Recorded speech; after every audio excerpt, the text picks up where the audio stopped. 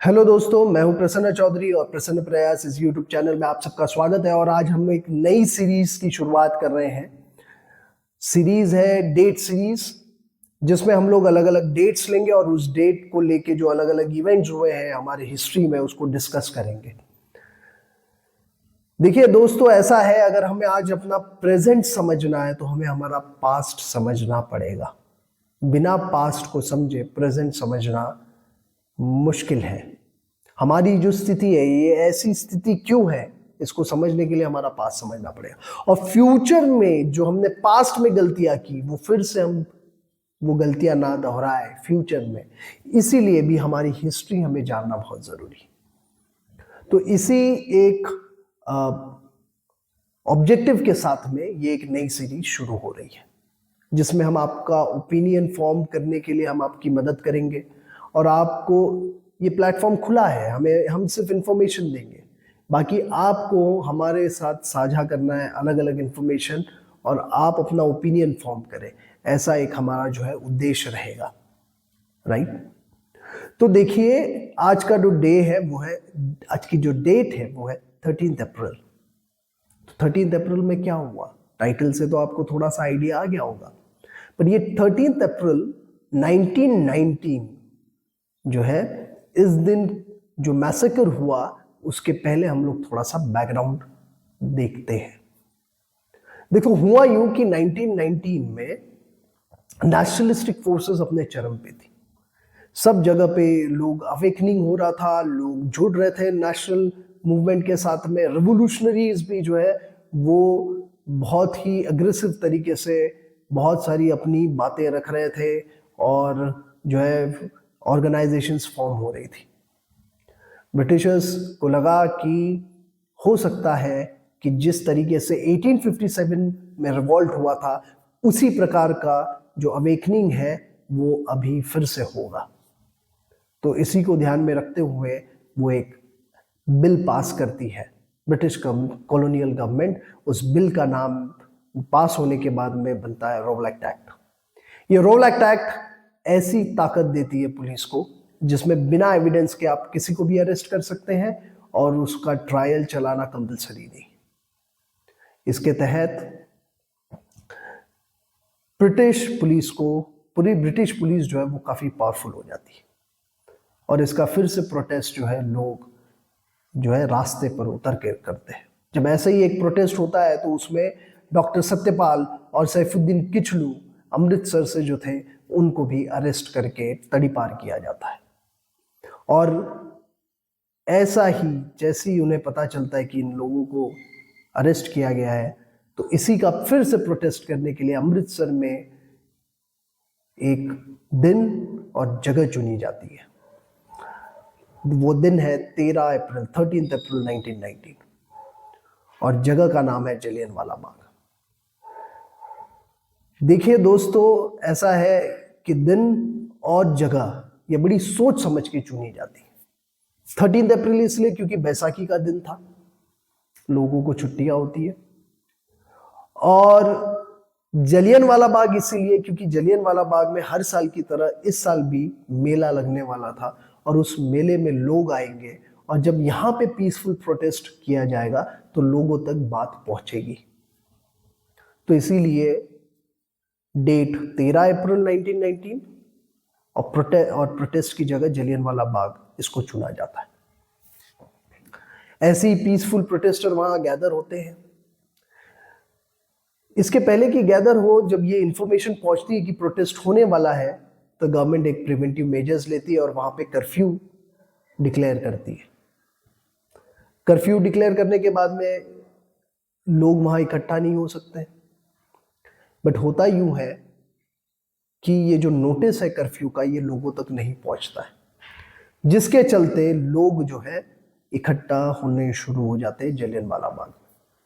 एक तो protesters, peaceful protesters, दूसरा है वो लोग जो हर साल की तरह इस साल भी उस मेले में जाना चाहते हैं, उस मेले की शोभा देखना चाहते हैं जो हर साल वहां होती है जलियांवाला बाग में।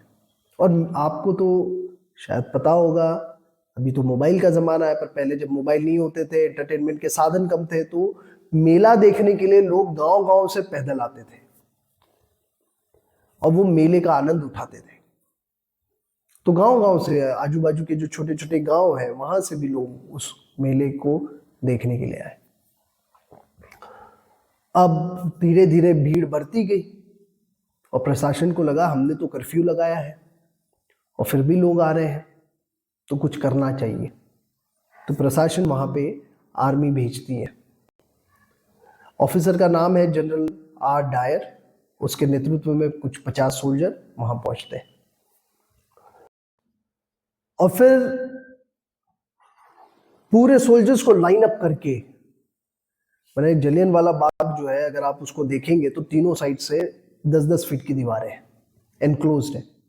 5 छोटे दरवाजे हैं, बट जैसे हमारे भी बागों में होता है, छोटे दरवाजे होते हैं पर कभी कभी ब्लॉक्ड रहते हैं, कहीं वहाँ ताला लगा हुआ है या तो वहाँ झाड़ हो गए तो वो ब्लॉक्ड रहता है। उसी तरीके से कुछ जो छोटे 5 दरवाजे थे उनका भी वही मंजर था, स्थिति थी सभी। और एक जो मेन एंट्रेंस गेट था जो बड़ा था, वहां पे जनरल डायर अपने 50 सोल्जर को लाइन अप करता है and he gives order to fire at the crowd which was protesting peacefully. और उसमें ऐसे लोग थे जिन्हें पता ही नहीं था, वो तो सिर्फ मेला देखने के लिए आए थे, उन्हें तो पता ही नहीं था क्या हो रहा है। और जब जनरल डायर फायर करता है तो वो तब तक फायर करता है जब तक उसकी बुलेट्स जो है वो खत्म नहीं हो जाती। अराउंड 1650 बुलेट्स वर फायर्ड। कसूर क्या था उन जो लोग वहां मारे गए, उनका कसूर क्या था कि वो वहां आए और उन्हें पता नहीं था कि कर्फ्यू लगा। और no warning shots was fired, no warning was given. और एकमात्र रास्ता है जहां से डिस्पर्स हो सकते हैं, उसको ब्लॉक करके मारा। तो ऑफिसर के मंशा क्या होगी आपको इस यहां से समझेगा। एक कोई ऑफिसर आता है तो उसे डिस्पर्स करना चाहिए था क्राउड, क्योंकि that should have been the aim, to disperse the crowd. But here the dispersion of crowd was not the aim. The aim was something else, to show the brutality, to show what will happen if you stand against the British colonial rule. That was the hidden intention of the officer, and that is what happened. और ऐसा कहते हैं कि करीबन 350 से 1500 लोग जो है मारे गए और घायल हुए। और जब लाश, वहाँ एक कुआं था जलियांवाला बाग में, वहाँ से लाशें निकाली गई तो 120 लाशें निकली। मैंने लोगों ने गोलियों की जो बौछार हो रही थी उससे बचने के लिए उस कुएं में उन्होंने छलांग लगाई और वो वहाँ मारे गए और 120 लाशें निकाली गई। तो आप समझिए कि क्या मंजर होगा उस जलियांवाला बाग का। यहाँ तक तो सब आपको बहुत सारी इंफॉर्मेशन पता है, बट इसके बाद जो जलियांवाला बाग के बाद हुआ उसके बारे में मैं बताना चाहता हूँ कि हंटर कमीशन का गठन किया गया, हंटर कमेटी। और जब पूछा गया हंटर कमेटी को, हंटर कमेटी ने जब इंटरोगेशन शुरू करी और जब जो ऑफिसर है उस समय पे जिसने ये फायरिंग का ऑर्डर दिया था, जनरल आर डायर, उसको पूछा गया कि क्या आपने वार्निंग शॉट्स फायर किए, तो उसने बोले नहीं। क्या आपको रिग्रेट है इस बात का कि आपने वार्निंग शॉट्स फायर नहीं किए और इतने लोग मारे गए आपकी फायरिंग की वजह से? उसने बोला नहीं, मैं चाहता था, मैं सिर्फ इनको पनिश नहीं करना चाहता था, मैं तो इनको एक मॉरल लेसन देना चाहता था कि अगर आप ऐसा कुछ करते हैं, ब्रिटिश राज के अगेंस्ट में खड़े होते हैं, तो आपके साथ यही हर्ष होगा, nothing less than this. So this is what kind of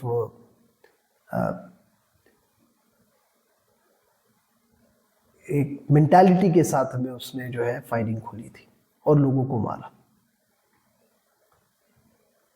अब इसके बाद ब्रिटिश कॉलोनियल गवर्नमेंट का क्या रवैया होना चाहिए? उन्होंने रिग्रेट एक्सप्रेस करना चाहिए और साथ ही साथ में माफ़ी भी मांगनी चाहिए, बट ऐसा नहीं हुआ। 1997 में जब क्वीन एलिजाबेथ इंडिया आती है तो उनके आइटनरी में जलियांवाला बाग भी होता है। क्वीन एलिजाबेथ अपने हस्बैंड फिलिप के साथ में विजिट करती है, और जब फिलिप पहुंचता है और वो जब देखता है वहाँ जो एक फलक लगा हुआ है, वहाँ पे लिखा हुआ है कि करीबन 2000 लोगों के आसपास जो है यहाँ पे डेथ हुई है, तो वो ही रेजेस क्वेश्चन कि ये जो फिगर है वो एग्जैजरेटेड है। तो वहाँ पे पार्थ मुखर्जी नाम के एक रिपोर्टर होते हैं, वो बोलते हैं कि आपको कैसे पता कि ये जो फिगर है वो एग्जैजरेटेड है, आपको कैसे पता ये? तो वो कहते हैं कि मेरे साथ में ये जो जनरल डायर है, इसका बेटा था नेवी में, मैं उसको मिला हूँ, उसने मुझे बताया है। तो देखिए, एक तो पहली बार जो चीज़ हुई है वो गलत हुई है, और वो गलती करने के बाद में उस ऑफिसर में अहंकार भी है। और ब्रिटिश कॉलोनियल के जो हेड है, जैसे हम जिसको कहते हैं क्राउन, ठीक है, इन्होंने गलती एक्सेप्ट करना चाहिए। और जो सोर्स जो उन्होंने कोट किया, इसके ऊपर में मैं बड़ा अचंभित हूं। क्या वो आदमी का सोर्स हम ले सकते हैं, उसको हम सोर्स मान सकते हैं, जिसको इस बात का इतना भी दर्द नहीं है कि उसने इतने लोगों की हत्या करी? क्या वो सही है?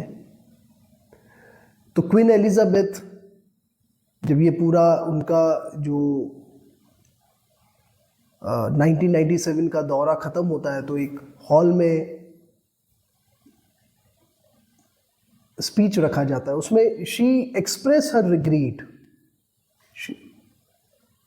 अब देखिए ये रिग्रेट कितने सालों बाद आ रहा है, 1997, और हत्या हुई, ये हत्याकांड जलियांवाला बाग हत्याकांड 1919 का है, और रिग्रेट हो रहा है 1997 में, आज़ादी के 50 साल बाद करीबन।